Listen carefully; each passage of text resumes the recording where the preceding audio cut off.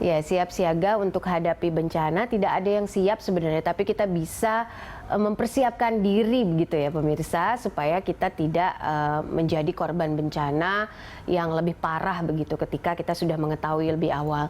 Nah, sebelum kita melanjutkan dialog kita hari ini, berikut kita akan simak grafik bencana alam yang terjadi dari awal tahun hingga April 2021.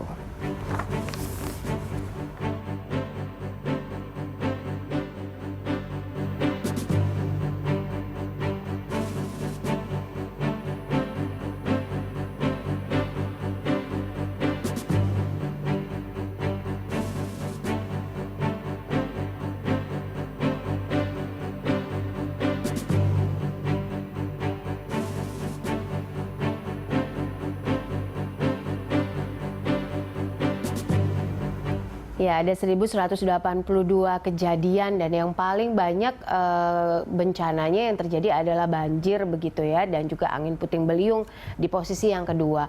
Ibu Eni, kita tahu bahwa banjir ini kan bisa terjadi di mana saja begitu. Daerah yang rawan bencana juga banyak di Indonesia, misalnya bukan hanya terpatok kalau yang kemarin di NTT, di Indonesia bagian timur paling sering rawan bencana. Di daerah Jawa juga sering terjadi rawan bencana. Nah, apa yang bisa dilakukan? Vokasi misalnya apakah sudah dilakukan safari ke beberapa daerah di Indonesia, ke pulau-pulau yang ada di Indonesia, kemudian partisipasinya seperti apa ke pemerintah daerah sampai saat ini, Bu Eni? Baik Mbak, terima kasih. Sekarang kita akan melihat dulu dua hal yang mesti kita dorong, yaitu pemerintahannya dan juga masyarakatnya. Ketika kita menyiapkan pemerintahannya, berarti kita berbicara tentang regulasi. Undang-Undang 24 tahun 2007 juga sudah mengamanatkan. Kemudian beberapa turunannya seperti pemerintah daerah menyiapkan rencana kontingensi, menyiapkan rencana operasi, sampai dengan pembuatan regulasi yang intinya adalah memperkuat kesiapsiagaan ataupun ketahanan masyarakat dalam menghadapi bencana. Itu segmen di pemerintahan. Kemudian bagaimana mengimplementasikan. Jadi apa yang telah dibuatkan regulasi sejujurnya ataupun seharusnya ini ditindaklanjuti dengan menyiapkan protap-protap yang harus diimplementasikan di dalam masyarakat. Nah, tentunya program ini tidak bisa begitu saja bergulir, tapi juga harus ada proses dinamika yang ada di dalamnya, seperti bagaimana penguatan kapasitas di level kabupaten, kelurahan ataupun desa. Di kami ada yang namanya desa tangguh bencana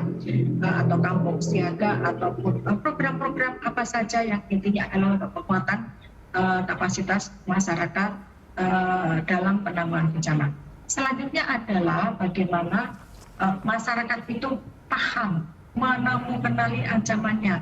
Kemudian dia bisa berbuat mengurangi risikonya. Kalau sudah tahu ancamannya itu banjir, tentunya dia tidak akan membuang sampah sembarangan ataupun tidak menyiapkan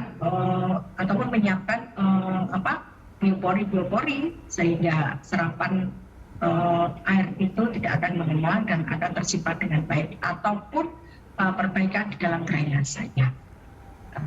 Tapi yang terpenting adalah bagaimana segmentasi informasi ini sampai kepada keluarga, sehingga kita menyebut itu adalah keluarga tangguh bencana, di mana ada pembagian peran di dalam keluarga inti itu, siapa berbuat apa, sehingga yang tadi Mbak tanyakan bagaimana ini ketangguhan di masyarakat, mereka paham atau tidak. Ini beberapa program atau beberapa kegiatan yang bisa diinformasikan ataupun diberikan kepada segmen-segmen di masyarakat sampai dengan level yang paling kecil, yaitu keluarga. Baik, Bu Eni, banjir ini kan kalau di Jakarta sendiri kan seperti apa ya, bencana tahunan yang selalu datang begitu. Kita tahu bahwa setiap awal tahun selalu kejadian banjir dan kita prihatin sekali dengan masyarakat yang memang tempat tinggalnya ini terdampak banjir, bencana banjir ini. Nah, sampai sejauh ini BNPB seperti apa koordinasi dengan Pemkot Pemkot setempat untuk mengantisipasi hal ini? Ya, beberapa kali kita sudah memberikan beberapa dukungan, kemudian juga dari pemerintah daerah DKI-nya juga sudah membuat sampai kepada segmen yang paling terbawah, yaitu kelurahan, kemudian RT RW juga sudah membuat beberapa panduan, juga sudah disebutkan. Tetapi kembali lagi, dinamika di DKI ini sungguh luar biasa, sehingga yang dijadikan barometer ibu kota ini akan menjadikan sesuatu yang tidak hanya kita melihat dari cakrawala pemerintah daerah, tetapi juga bagaimana tata kelola infrastruktur, kemudian bagaimana informasi peringatan dini ini sampai di masyarakat, kemudian kondisi cuaca dan lain sebagainya, ini sangat kompleksitas. Jadi BNPB sendiri juga sudah mendorong dan kita juga bekerja sama, kita menyiapkan juga beberapa rencana kontingensi, dan rencana kontingensi pun sudah kita uji melalui technical exercise maupun tactical floor game, yang intinya adalah bagaimana kita akan merekomendasikan baik kepada pihak pemerintah maupun kepada implementasi di masyarakat. Oke, Pak Sumarsono, saya ingin pendapatnya dari apa yang ditemui di lapangan sampai saat ini. Infrastruktur untuk menghadapi bencana ini sendiri di lapangan seperti apa, Pak? Jadi begini, Mbak. Kalau bicara infrastruktur itu berkaitan dengan semua pihak. Jadi contohnya saya tadi bicara banjir.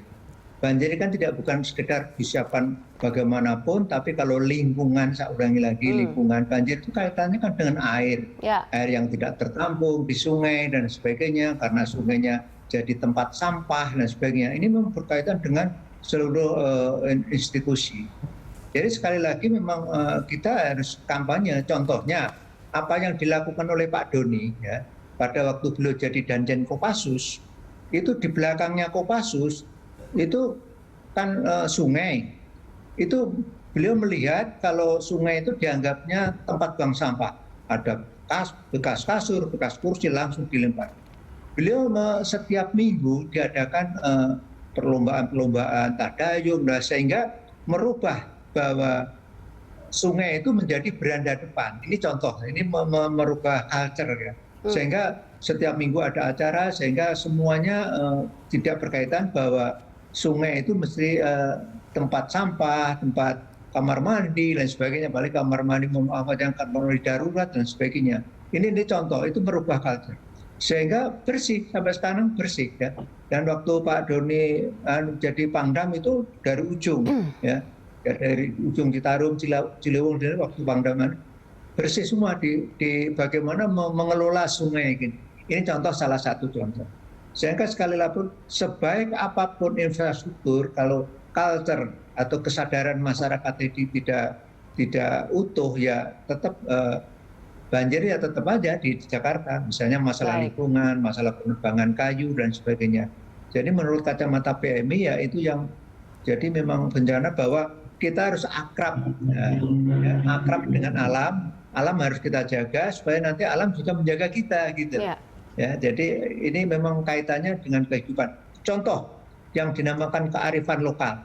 Pada waktu tsunami, saya ulangi lagi, pada waktu tsunami Aceh, Pulau Simelu itu ada adat kalau kira-kira airnya surut, ada nyanyian smong gitu aja, artinya lari ke gunung. Sehingga korban di Aceh hampir 200.000, korban di Simelu hitungan jari saja tidak habis.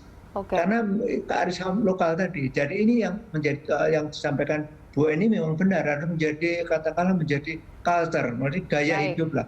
Ya mohon maaf aja sekarang dengan ada COVID-19, gaya hidup kita kemana-mana harus selalu pakai masker. Jangan karena pengen cantik, terus nanti di tempat kerumunan maskernya dilepas, contohnya kan gitu. Jadi harus menjadi gaya hidup saya ulangi lagi. Baik, alam harus menjaga kita, akhirnya nanti kita harus jaga alam, alam juga nanti akan akhirnya menjaga kita, begitu ya Pak Sumarsono ya. Terima kasih Pak Sumarsono untuk waktunya berbagi bersama kami, begitupun Ibu Eni ya. Terima kasih juga untuk waktunya bersama kami. Semoga masyarakat juga semakin peka untuk siaga begitu ya menghadapi bencana di Indonesia ini dengan kondisi geografis Indonesia yang luar biasa. Terima kasih Bapak Ibu, salam sehat selalu, sampai jumpa kembali. Pemirsa, sesaat lagi kami kembali dengan informasi menarik lainnya. Tetaplah dalam Lunch Talk.